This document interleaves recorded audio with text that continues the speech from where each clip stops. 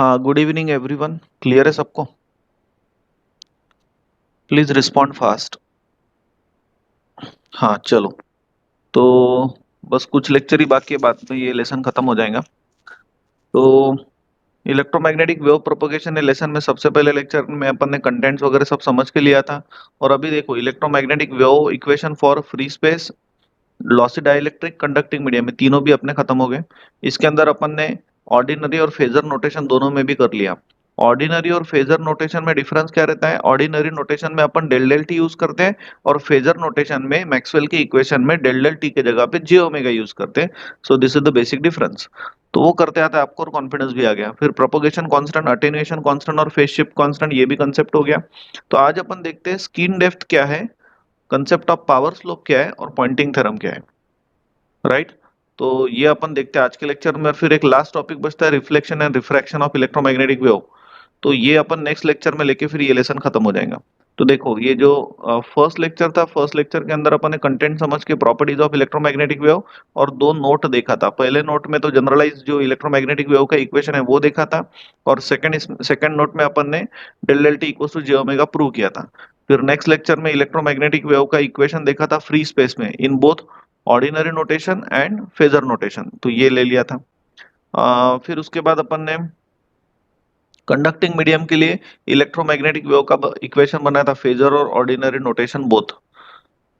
उसके बाद अपन ने attenuation constant, phase shift constant यानी अल्फा और बीटा परफेक्ट कंडक्टर और पुअर कंडक्टर के लिए प्रूव किया था with the help of electromagnetic wave equation. Right. तो ये भी आपके ध्यान में आ गया। फिर इसके बाद अपन ने लॉसी डाइलेक्ट्रिक मीडियम के लिए भी अपन ने इलेक्ट्रोमैग्नेटिक वेव का इक्वेशन निकाला था in ordinary and phasor notation both.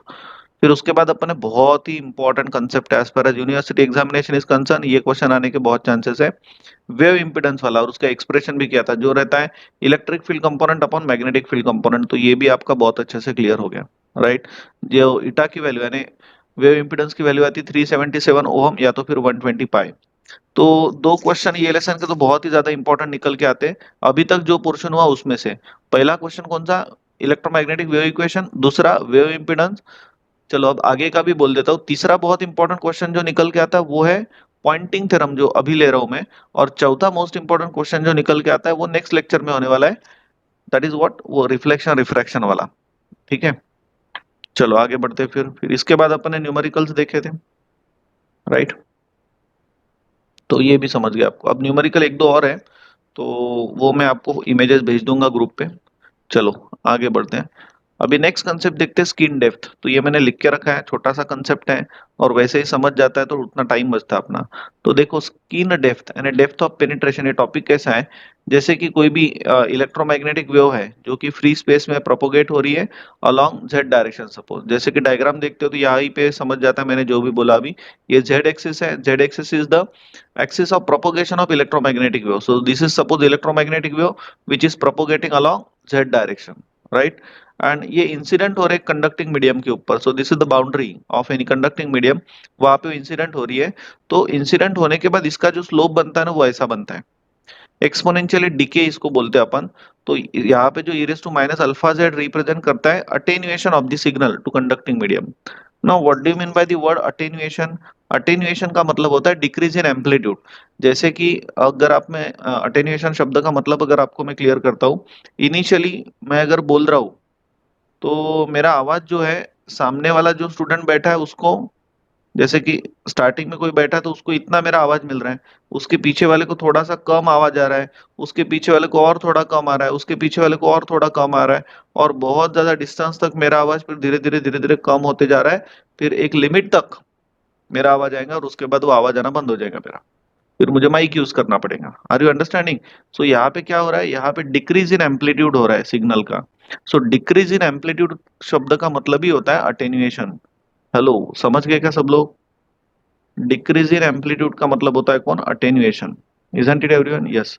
तो यहाँ पे e raised to minus alpha Z जो है represent attenuation of the signal. तो समझ गया आप, decrease in amplitude of the signal to conducting medium. So skin depth और depth of penetration is defined as the distance in conducting medium at which amplitude is decrease to 36.78 to initial. तो ये 36.78 आया कैसे in terms of percentage? तो e raise to minus alpha Z, अगर मैं Z equal to one by alpha put करता हूँ तो मुझे ई इनवर्स मिलेगा, और कैलसी पे ई इनवर्स की वैल्यू निकालो तो वो आएगा 0.3678। जो स्किन डेप्थ है उसको डेल्टा से डिनोट करते हैं, और डेल्टा इक्वल टू अपन 1/अल्फा लिख सकते हैं। अल्फा का मतलब क्या होता है? Attenuation constant. Isn't it everyone? तो जैसे अभी दो केसेस अगर बनाते, एक परफेक्ट कंडक्टर के लिए और एक पुअर कंडक्टर के लिए, तो परफेक्ट कंडक्टर में अपन ने थर्ड लेक्चर में alpha is equal to square root of pi f mu sigma, third की फोर्थ लेक्चर में ये प्रूव किया है। अब इसके अंदर डेल्टा का मतलब 1/अल्फा होता है, so we can write delta equal to one by under root pi f mu sigma. समझे क्या सब लोग? Please respond. और अगर वही पुअर कंडक्टर की बात करते हैं तो उसमें attenuation constant alpha equals to sigma by 2 square root of mu upon epsilon ऐसा रहता है। तो यहाँ पे स्किन डेप्थ यानी डेल्टा इक्वल्स टू 1/अल्फा, तो डेल्टा मिल गया आपको two by sigma square root of epsilon upon mu हो गया। तो होप ये टॉपिक आपको क्लियर हो गया, राइट? तो चलो आगे बढ़ते हैं, अभी नया टॉपिक देखते हैं फिर, वेरी वेरी इंपॉर्टेंट, जिसका नाम है Poynting theorem. So I am writing here Poynting theorem. ये पेपर में काफी बार आता है, पॉइंटिंग थ्योरम। ये पॉइंटिंग थ्योरम जो टॉपिक है इसका ही दूसरा नाम है, जस्ट अ मिनट, इसका दूसरा नाम है concept of power carried by electromagnetic wave. जो इलेक्ट्रोमैग्नेटिक वेव ट्रैवल हो रही है तो वो कितना पावर जनरेट करता है, राइट ना? तो और जो पावर वो जनरेट करता है तो वो पावर से अपन कैसा उसका रेंज ऑफ ट्रांसमिशन भी प्रेडिक्ट करेंगे ना, तो यही मैं थ्योरी लिख लेता हूँ।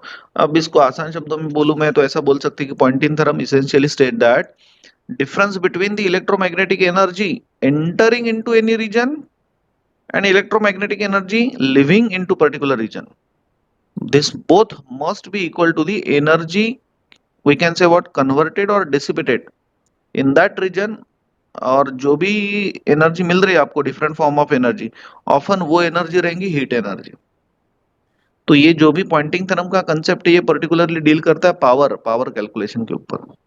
तो जो भी पावर इलेक्ट्रोमैग्नेटिक वेव बना रही है या लेके चल रही है, so that from power we can predict the range of transmission. Are you understanding? तो मैं यहाँ पे थोड़ा थ्योरी इसका लिख लेता हूँ। अब इसका बाद में मैथमेटिकल एक्सप्रेशन है, और मैथमेटिकल एक्सप्रेशन में हर एक टर्म कौन सी इलेक्ट्रिक पावर है, मैग्नेटिक पावर है, तो वो सब अपन देखते हैं फिर इससे मैथमेटिकल एक्सप्रेशन से। तो पहले थोड़ी थ्योरी लिख लेता हूँ, बराबर ध्यान देना, ये क्वेश्चन पेपर में आता है तो जरा बराबर देखो। हाँ, so I'm writing here, we are familiar with, we are familiar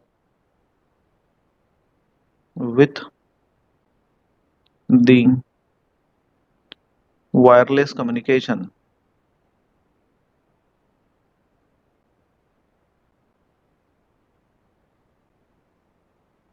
in which the electromagnetic wave is used for the communication between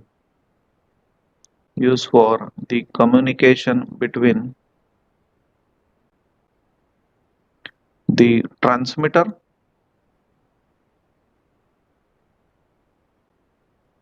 and receiver। समझ गए सब लोग? Between the transmitter and receiver. अब बहुत इंपॉर्टेंट पैराग्राफ जो अभी अभी मैंने बोला आपको। So this Poynting theorem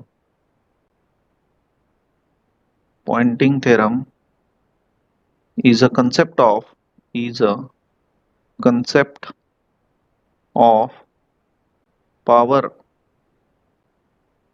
carried by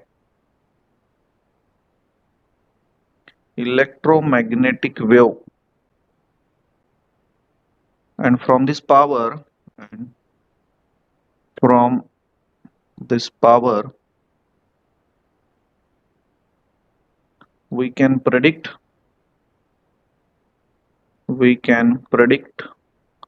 the range of transmission.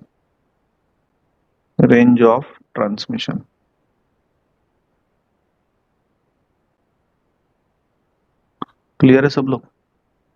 Range of transmission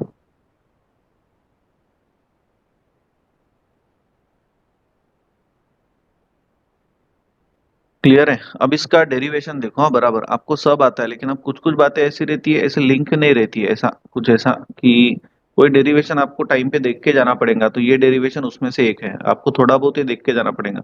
जैसे इसके पहले के मैंने कोई भी डेरिवेशन आपको पढ़ाए, तो वो कैसे थे, थोड़ा सा भी आपको पता लग गया तो बाकी का आप कर सकते थे ना, इजी जाता था। इलेक्ट्रोमैग्नेटिक वेव की इक्वेशन देखो कितने इजी हो गया, आपको वही वो करना है।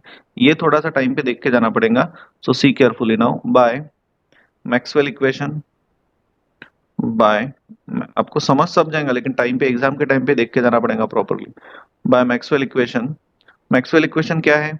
एक जो फोर्थ मैक्सवेल इक्वेशन है, वो है del bar cross of modified Ampere circuital law is equal to क्या रहता है, J bar plus del del T of D bar. सही है?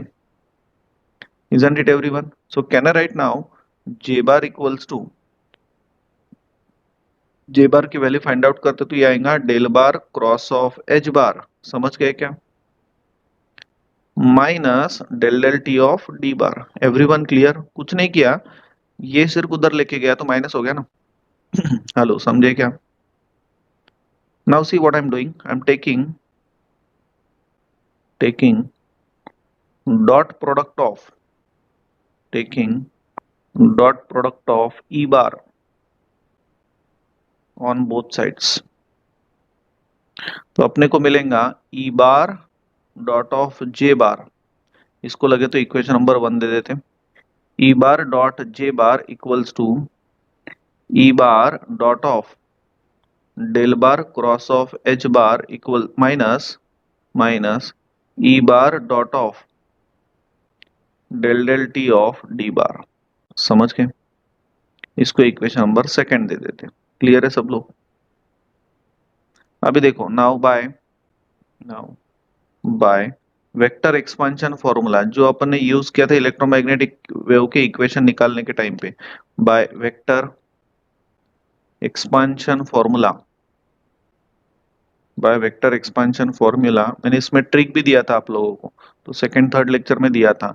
तो अगर सपोज आपको ई बार डॉट, जैसे कि del bar cross of H bar, ये फाइंड आउट करना है, ये वाली term by vector expansion formula, तो इसको अपन लिख सकते हैं H bar dot del bar cross of E bar minus, तीनों भी वेक्टर होने के कारण minus del bar dot E bar cross of H bar, ऐसा। अब ये जाके अपन इक्वेशन नंबर 2 में पुट कर देते हैं। So therefore equation number second implies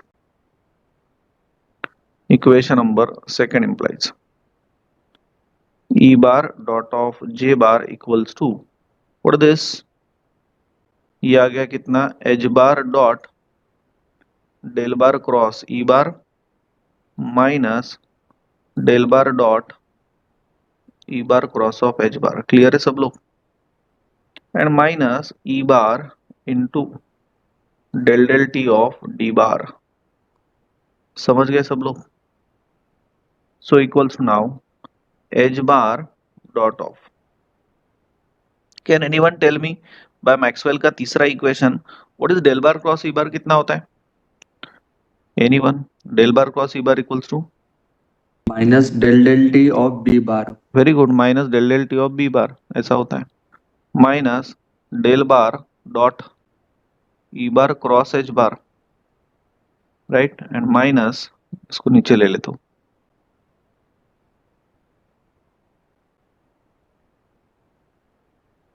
minus E bar into del del T of D bar. आगे सॉल्व करते हैं। So therefore E bar dot J bar equals to H bar, minus N outside ले सकते हो, तो minus H bar into del del T of B bar का मतलब क्या होता है, mu into H bar, minus del bar dot E bar cross of H bar minus E bar dot del del T of D bar का मतलब होता है epsilon into E bar, you can write this. So therefore we are getting mu outside ले लेते हैं into H bar, mu into H bar into del del T of H bar minus del bar dot of E bar cross of H bar minus epsilon बाहर ले लेते हैं E bar into del del T of E bar. समझ गए सब लोग? हाँ, तो अभी यहाँ पे एक फॉर्मूला लगता है, एक फॉर्मूला आपको याद रखना पड़ेगा। मैं लगे तो यहाँ पे साइड में लिखता हूँ कि A bar dot del del T of A bar, A bar dot del del T of A bar, इसका मतलब होता है 1/2 into del del T of A square. ये प्लीज फॉर्मूला याद रखना, ये एक फॉर्मूला, एक आइडेंटिटी याद रखना डिफरेंशिएशन की। सो अकॉर्डिंगली फिर ये टर्म बन जाएगा minus mu into, so what is this, a bar dot del del t of a bar, so this should be 1/2 into del h square upon del t minus minus ये वाले term को मैं क्या लिखूं, ये वाले टर्म को लिख सकता हूं मैं epsilon into 1/2 into del del T of E square. Hello, समझ गए क्या सब लोग? Minus del bar dot E bar cross H bar. Hello everyone, clear है ना? तो ये मिल गया आपको E bar dot J bar, isn't it? तो ऐसा मिल गया फिर आपको, है ना? तो चलो अभी मैं क्या करता हूँ, ये जो भी आपको मिल गया ये डिफरेंशियल फॉर्म हो गया, क्योंकि यहाँ पे डेल बार वगैरह सब दिख रहा है ना। तो अभी इसका इंटीग्रल फॉर्म अगर लिखना होगा, so I am doing what, integrating on both sides, integrating on both sides, right? So therefore what we are getting, integration over the volume v E bar dot J bar into D we equals to, जैसे कि ये del del T और ये भी तो del del T है, तो del del T अगर इंटीग्रेशन के बाहर आएगा तो इसको अपन लिख सकते हैं क्या, माइनस, जैसे कि डी डी टी लिख सकते हैं इसको, integral over the volume v। So what is remaining, remaining is mu into H square upon 2 and plus epsilon into E square upon 2 into dv, ऐसा लिख सकते हैं इसको अपन। समझ गए सब लोग? And minus integral del bar dot of E bar cross of H bar into dv. Hello, समझ गए क्या सब लोग यहाँ तक? क्लियर है ना?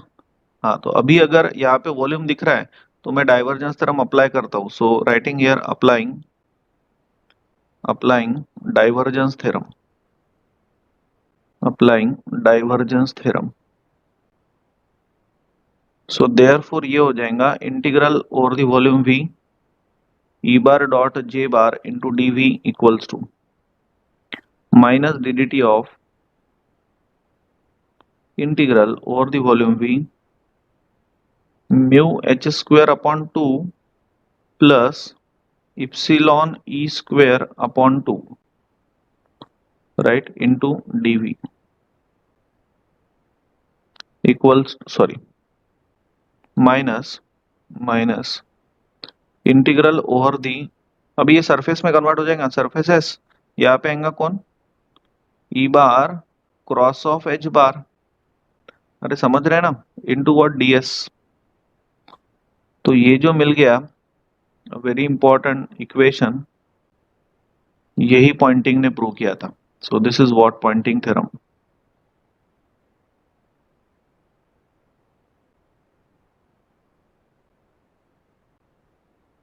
तो अभी इसमें एक एक टर्म एक्सप्लेन करना है आपको, जैसे कि यहाँ पे हियर जो आपको दिखाई दे रहा है 1/2 इप्सिलॉन ई स्क्वायर, ये वाली टर्म, ये जो टर्म है इसको कहा जाता है electric energy, electric energy per unit volume, per unit volume. वही ये जो सेकेंड टर्म है that is 1/2 into mu into H square, इसको कहा जाता है magnetic energy per unit volume. समझ गए, है ना, पर यूनिट वॉल्यूम इन इलेक्ट्रोमैग्नेटिक वेव, ऐसा बोल सकते हो, इलेक्ट्रोमैग्नेटिक वेव, इन इलेक्ट्रोमैग्नेटिक वेव। समझ गए। नेक्स्ट, अब ये कंबाइन, जैसे कि 1/2 epsilon E square and 1/2 mu into H square, इसको कहा जाता है, represents total energy, total energy per unit volume, total energy per unit volume इन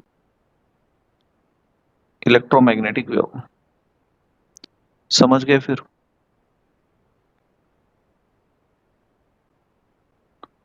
आगे बढ़ते हैं। हाँ, अभी ये वाली पूरी टर्म हो गई, कोई प्रॉब्लम नहीं इसमें, क्या क्या बोलते हैं इसको, तो आगे बढ़ते हैं। अब जो यहाँ पे माइनस डीडीटी टर्म आ रही है, ये माइनस डीडीटी का मतलब होगा negative rate of change of, है ना, इसको मैं लगे तो लिख लेता हूँ, negative negative rate of change of energy, right. अब ये जो लेफ्ट हैंड वाली टर्म है, integral over the volume v e bar dot j bar into dv, so integral over the volume v e bar dot of j bar into dv, इसका मतलब होता है power loss. ये calculate किया आप लोगों ने, पावर लॉस, राइट। और जो ई बार क्रॉस एच बार दिखाई दे रहा आपको, इसको अपन बोलते हैं पी बार। पी बार यानी कौन, पॉइंटिंग वेक्टर, इसको बोलते हैं पॉइंटिंग वेक्टर, जिसका यूनिट रहेगा वैट पर मीटर स्क्वायर। समझ गए। इसको आप लोग पावर डेंसिटी भी बोलते हो, पावर डेंसिटी, राइट। और अब बचा कौन सी टर्म, ये पूरा इंटीग्रल, तो ये जो इंटीग्रल बच रहा है यहाँ पे, integral over the close surface S E bar cross of H bar into D S, इसको कहा जाता है power carried by electromagnetic wave, power carried by electromagnetic wave. तो इन दिस वे ये टॉपिक आपका खत्म हो गया। बोलो, समझ गए क्या फिर सब लोग, है ना। ये डेरिवेशन आपको एक दो बार लिख के देखना पड़ेगा, इंपॉर्टेंट है यार, इजी है लेकिन एक दो बार लिख के देखना पड़ेगा। तो अभी ये भी टॉपिक अपना खत्म हो गया, तो अभी एक ही टॉपिक बचा है सिर्फ, लास्ट टॉपिक, जिसका नाम है electromagnetic wave propagation in dielectric dielectric interface, right, जिसके अंदर अपन reflection, transmission coefficient, reflection coefficient, refraction coefficient, ये सारे टर्म अपन निकालने वाले, राइट। तो एक डेरिवेशन है सिर्फ वो, तो ये लेक्चर में यहीं पे रुकते हैं, वो जो लास्ट डेरिवेशन है वो देखते हैं नेक्स्ट लेक्चर में।